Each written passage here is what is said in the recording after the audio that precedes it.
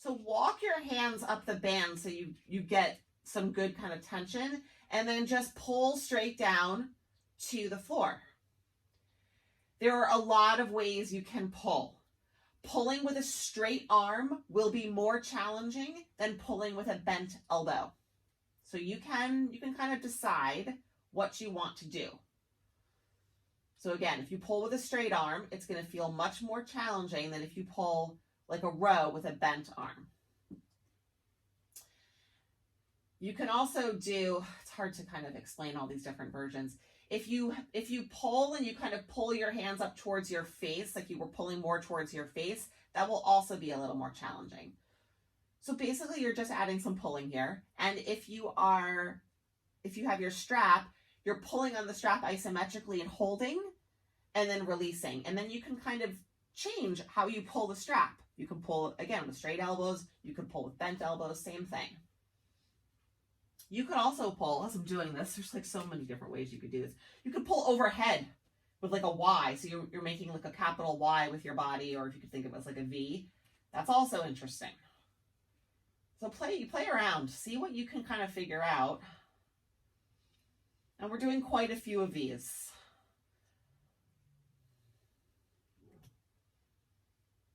Try to keep your head on the ground. The neck is relaxed. Don't clench your jaw.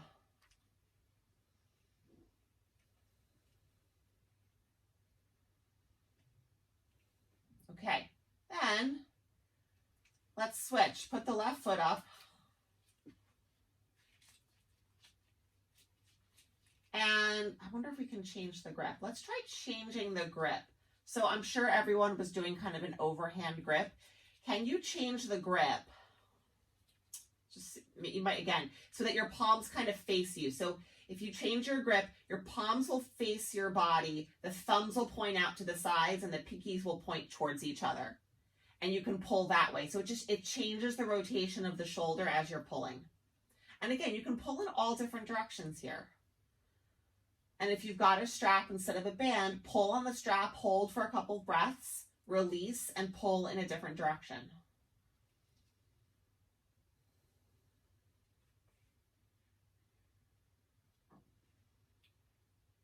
I'm doing all straight arm pulls, but I'm pulling to the side, I'm pulling overhead, I'm pulling down by my hips. And notice if you're clenching or gripping anywhere. Do maybe two more. Okay. And then take the leg down. Oh, I just realized we didn't do the left leg. We'll do that in a second. I'm going to do this with the weight first. So have a weight. You can put it in your right hand or your can or your bottle or whatever you might have. So we'll start really simple with bird dog. So this will be right arm, left leg. So with the weight in your right hand, you're going to reach your right arm forwards, left leg back.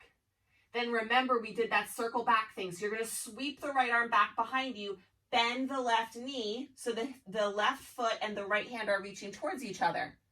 Sweep the right arm forwards, and now bend the right elbow and the left knee towards each other underneath you. You're holding the weight the whole time. If it gets too heavy, try to just do a couple with the weight and then put it down. 5 pounds is surprisingly heavy for this. That's what I have in my hand.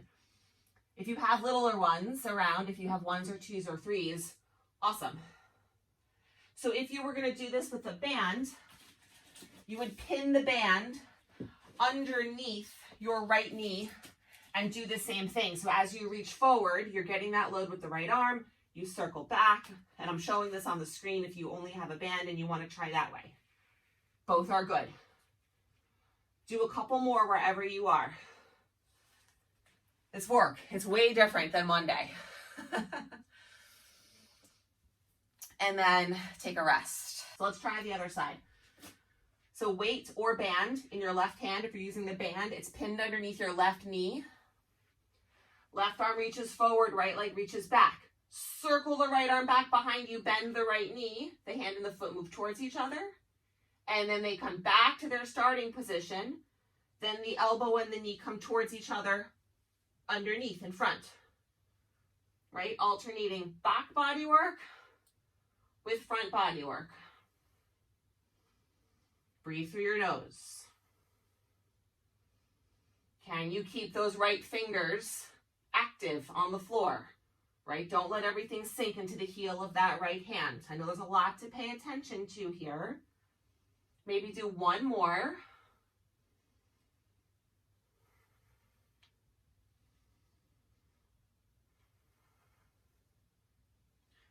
And then take a rest. All right, let's do one more thing kind of on the ground for right now. Again, you can use whatever props you have. And you don't, I said this at the beginning, I'll say it again. You don't have to add the band and all that stuff. It's optional. Wednesday is like our strength day, so that's why I'm offering it. But if it feels like too much, just don't do it. All right, so if you remember from Monday, we did some kind of step forwards and then some twists and a low lunge. So we're gonna pick up on that here. So hands are on the floor, step your right leg forward, outside your right hand. And if you need to help it up, help it up. If you need to pad your back knee, pad your back knee. You can, alternatively, more work, you can lift the back knee up and it's gonna be more challenging. Take your band, actually, if you lift the back knee, well, if you lift the back knee, you wouldn't be able to use your band. I'll show you in a second. Take your weight in your right hand, and you're gonna do like a little bit of a row. So you're gonna kind of pull the weight up towards your shoulder and then twist open, reach the weight up towards the ceiling, and then lower the weight back to the shoulder and twist back to the floor. So you pull the weight straight up, right to your armpit, twist open, and then reach the weight up towards the ceiling, and then fold it back in towards the armpit and roll back down. So again, I'm doing this in case the words aren't making sense. Your elbow is very involved in this, which is nice because you get a little bit of tricep action happening. If you want to do this with a band, you could do the same thing. The band would be pinned underneath your left knee, and you would do the same thing. You would just pull up and open and down. If you're doing this with a lifted knee, the band won't work. You could try pinning it. You might be able to pin it under your front foot. A little different. Not quite the same, but it could work. Let's do one more. And then take a rest. All right, other side. So left foot steps forward outside the left hand. Weights or band are in the left hand. Pull the weight up to the armpit, twist open, weight up towards the ceiling, back to the armpit, twist down.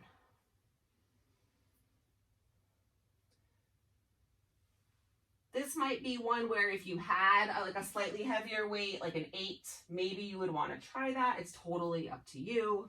Everyone's in a different place. So just see how it feels.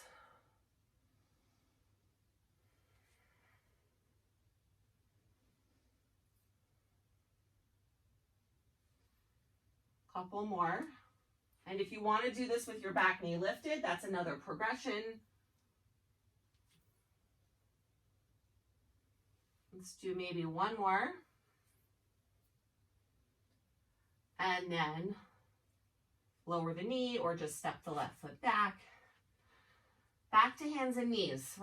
So hold it out in front of you, pull apart. Let's start with the arms about shoulder, a little bit wider than shoulder width. Pull apart, and you're going to circle all the way around. So it's not what we just did, because this is a much more variable movement. You're doing a lot more motion here. And pull on that towel or that blanket. Keep it on the slower side. And again, check out for that movement. Is your head moving? Are your wrists bending back? Is your pelvis or your low back or your ribs thrusting forwards? Go the other way. Breathe through your nose.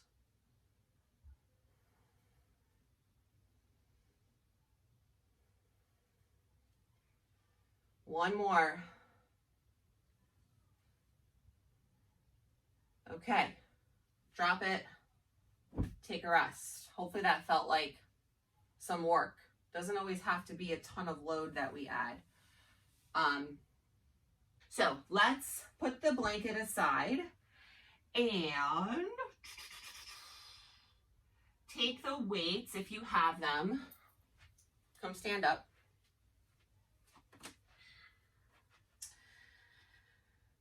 So just hold, if you have 2 weights, hold them. If you don't worry about it. Then just don't use anything for right now. It's just a little bit of extra load. Step your feet wide apart. We're gonna come into a warrior 2 on the right side. So right leg, right toes turn out, bend the right knee. So we're gonna add some load to the lower body by doing a longer hold here. And you're gonna use your breath to count. If you want to add some extra arm stuff, you can hold the arms out to the side. You could hold the arms in front. You could hold the arms overhead. I'm going to let you kind of choose that. You could also just keep the arms tucked in, and it just adds a little bit of weight, you know, more into the lower body. But you're going to hold here. We've already been here for probably a good 20, 25 seconds. I want you to hold for another maybe 6 to 7 breaths. It's a pretty long hold. And as you're breathing, notice the way your feet are interacting with the ground. Do you feel like gravity is pushing you down, or can you find the action of pushing yourself up against gravity? Can you push the floor away from you? And notice how that changes what you feel in your legs. Can you add an action of ripping the floor in half as you push away? Everyone's counting their own breath, so when you're done, you're done. And you'll take a rest. Other side, warrior 2 on the left. And you can also scale your warrior 2 by the distance of your legs. The wider apart you put your legs, the more challenging it's going to be. The narrower the stance, it's less load. So you can scale it. You want to feel challenged, right? It is true. In order to create some adaptation in both your tissues and your nervous system, there has to be kind of enough sensory input that it's enough to change things, right? If it's just like you're just hanging out, it's not bad, but it won't change anything. So pick something for your arms if you want. Find your warrior 2. Push the floor away from you. Rip your mat, rip your floor, rip your carpet in half. Breathe in and out through your nose.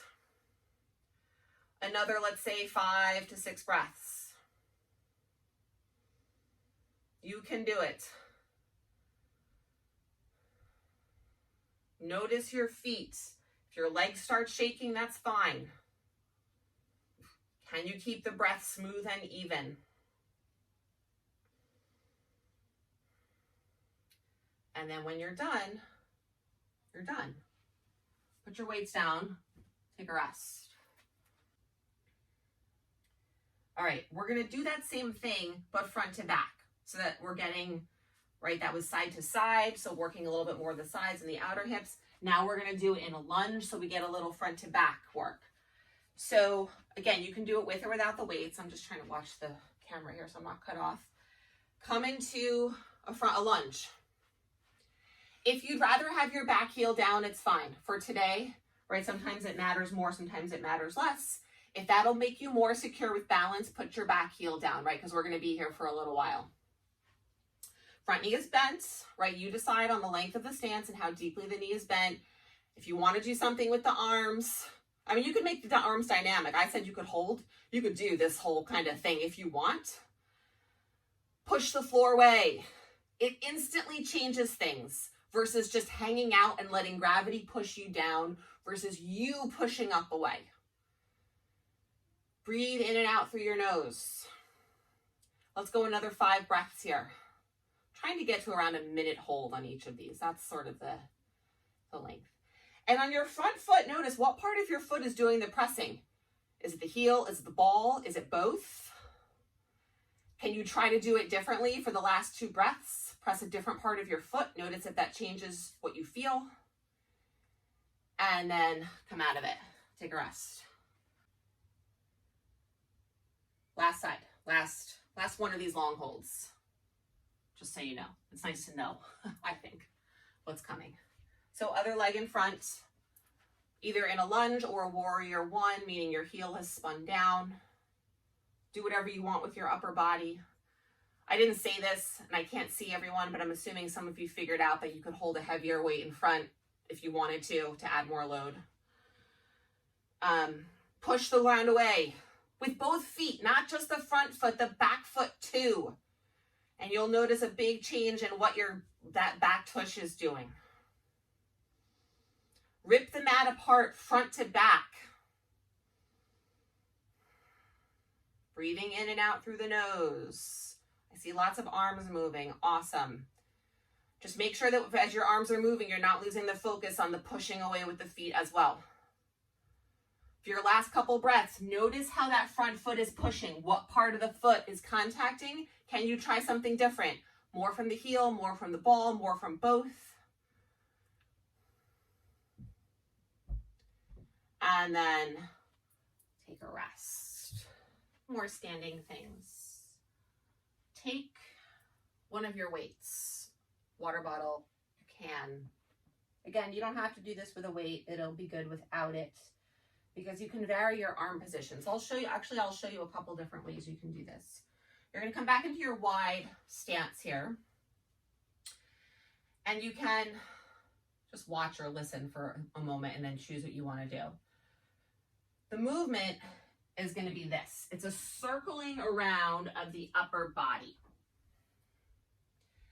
So you can do this with no weight whatsoever.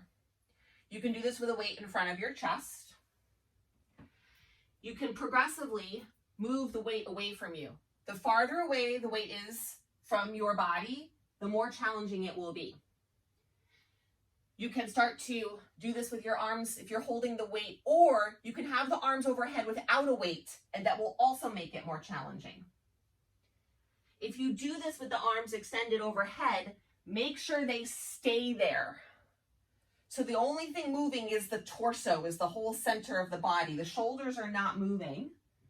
And when you circle around and you have to come back up with the arms and the weight overhead, it's really different. So just find what works for you.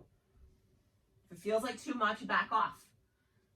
And once you've done a bunch of circles in one direction, maybe like 4 or 5, try the other direction. I'm going to ditch the weight and just do it with my arms overhead. Just feels like too much. The arms overhead is plenty.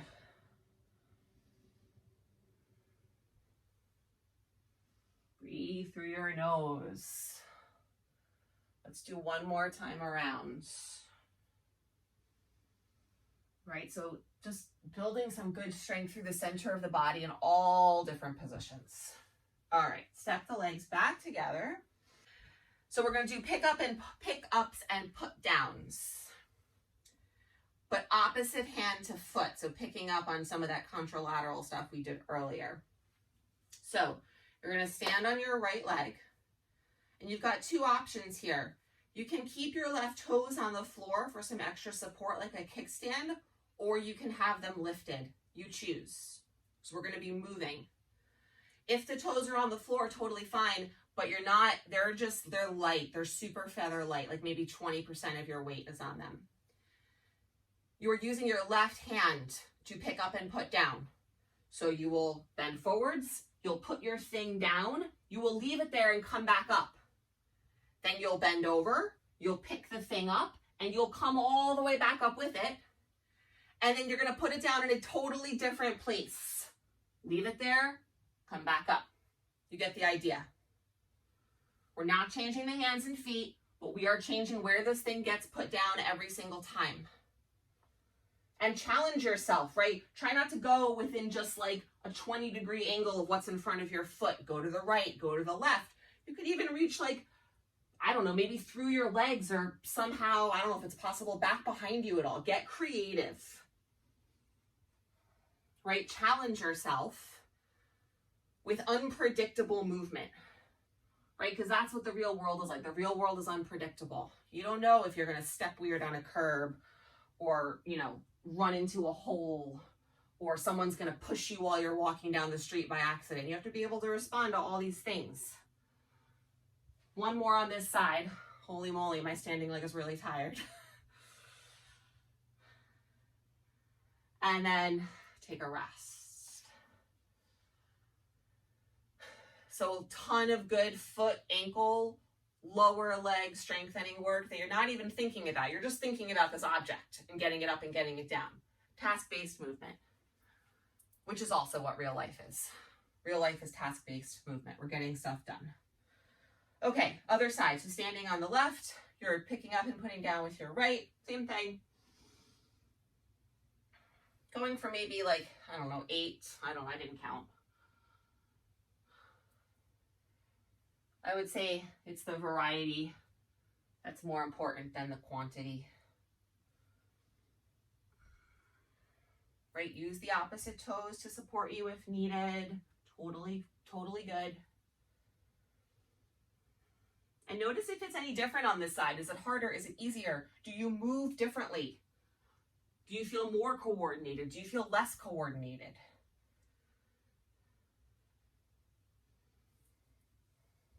Can you breathe in and out through your nose?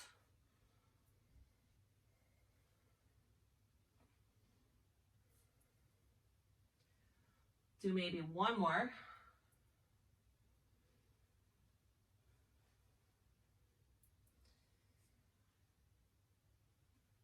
And then rest. Make your way onto your tush. Grab your strap or your band. Put your legs out in front of you. If you want to sit up on something, you can. You can also do this totally with bent knees. I'm going to do it with bent knees. It's a lot more comfortable for me to do it that way. I'm using my band. If you have, either. You know what? The isometric stuff is just as good. So just choose what you want to use. Choose what you want to use. And we're going to do just a little bit more pulling here. And again, you can experiment, right? You can pull straight back with your elbows like a row. You can pull straight out to the side. You could pull kind of up. You could pull down by your hips, right? It doesn't have to be the same repetitive movement. Just experiment. If you're doing this with a strap, you're just pulling and holding isometrically, and then change the position, pull, hold isometrically. And if you're doing it with the strap, change your hand position on the strap so that you get more range, more and less range, so that again, you're just getting that variety.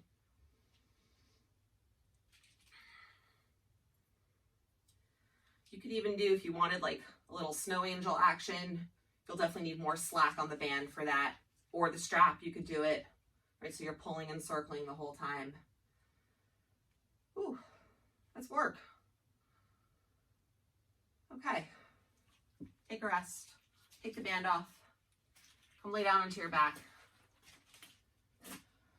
I'm sweaty.